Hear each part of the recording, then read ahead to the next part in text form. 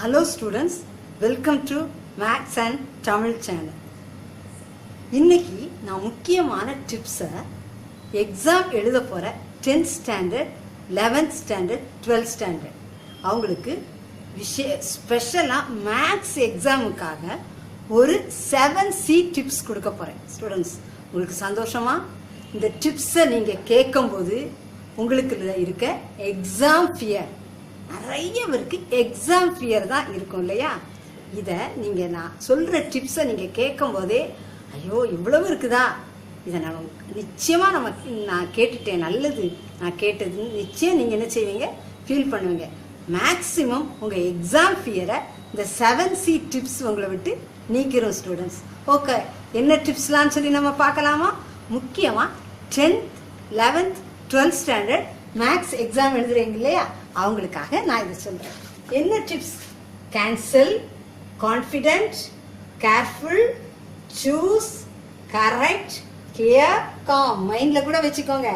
7 maths exam 7Cs. என்ன 7Cs? First cancel, second confident, third careful, fourth choose, fifth correct, sixth clear, seventh com. இது என்னன்னு கொஞ்சம் எவ்வளவு ஸ்பீடாக சொல்ல முடியுமோ சொல்கிறேன். மைண்டில் வச்சுட்டு எக்ஸாமுக்கு நீங்கள் போங்க. ஓகேயா ஸ்டூடெண்ட்ஸ்? Cancel negative thoughts. எக்ஸாமுக்கு நீங்கள் போகிறீங்க இல்லையா, போகிறதுக்கு முன்னாடி நீங்கள் ஹாலில் உட்காந்துருக்கீங்க, எக்ஸாம் ஹாலில் நிறைய நெகட்டிவ் தாட்ஸ் வரும். தயவு செஞ்சு கேன்சல். எப்படி நம்ம கம்ப்யூட்டரில் டிலீட் பட்டனை யூஸ் பண்ணுறோமோ இல்லையா, டிலீட் பண்ணிடும், நமக்கு தேவையில்லாத விஷயங்களை டிலீட் பண்ணிடும்.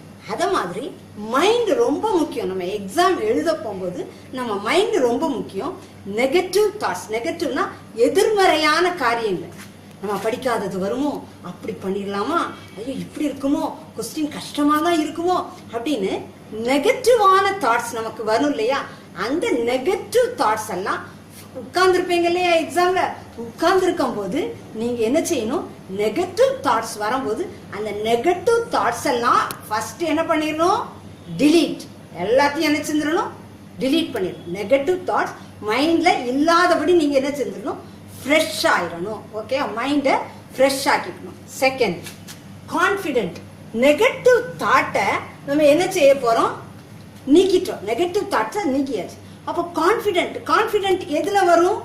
நம்ம என்ன செய்யணும், நம்ம சிலர் நிறைய படிச்சிருப்போம், சிலர் கொஞ்சம் படிச்சிருப்போம், ஒவ்வொருத்தரும் ஒவ்வொரு விதமா படிச்சிருப்போம். கொஞ்சம் படிச்சவங்களுக்கு என்ன இருக்கும், ஐயோ எப்படி இருக்குமோ அப்படிலாம் நினைக்க தோணும் இல்லையா. நீங்க என்ன படிச்சிருக்கீங்களோ எதை கான்ஃபிடென்ட்டா நினைக்கணும் தெரியுமா ஸ்டூடெண்ட்ஸ்? எனக்கு பேப்பர் ஈஸியா வரும், நான் எக்ஸாம் நல்லா எழுதுவேன் அப்படிங்கிற ஒரு கான்ஃபிடென்ட்டை வச்சுக்கோங்க.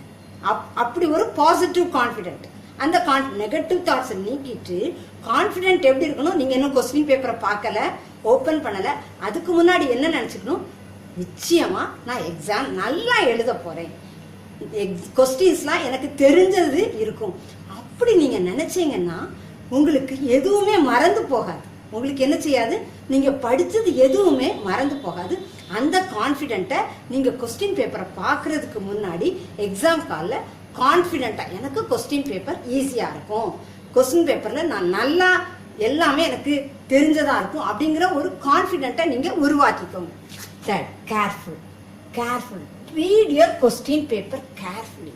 உங்கள் கொஸ்டின் பேப்பரை ஸ்டூடெண்ட்ஸ் தயவு செஞ்சு உங்கள் கொஸ்டின் பேப்பரை ரீட் பண்ணுறதுல கேர்ஃபுல்லாக இருங்க. ஏன்னா நிறைய டிஸ்ட்ராக்ஷன் பிள்ளைங்களுக்கு இந்த காலகட்டங்களில் நிறைய டிஸ்ட்ராக்ஷன் இருக்கும். அதனால கொஸ்டின் பேப்பரை ரீட் பண்ணுறதுல கேர்ஃபுல்லாக இருங்க. அது சொல்ல வேண்டிய காலத்தில் நாங்கள் இருக்கிறோம், டீச்சர்ஸ் நாங்கள் இருக்கிறோம்.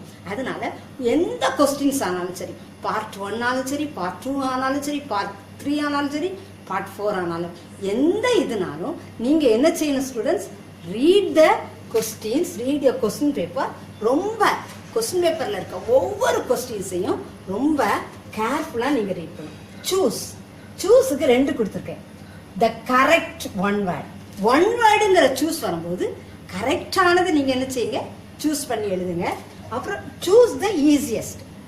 மற்ற சூஸை விட்டுட்டு part B, part C, part D அப்படிலாம் வரும் இல்லையா, அப்போ உங்களுக்கு சாய்ஸோடு இருக்கும். அப்போ நீங்கள் என்ன பண்ணணும், choose the easiest ஸ்டூடெண்ட், எது நமக்கு ஈஸியானது, 10ல் நம்ம 7 தான் அட்டன் பண்ணணும் அப்படின்றதா ஈஸியானது என்னது அப்படிங்கிறத ஃபர்ஸ்டே சூஸ் பண்ணி வச்சிருங்க.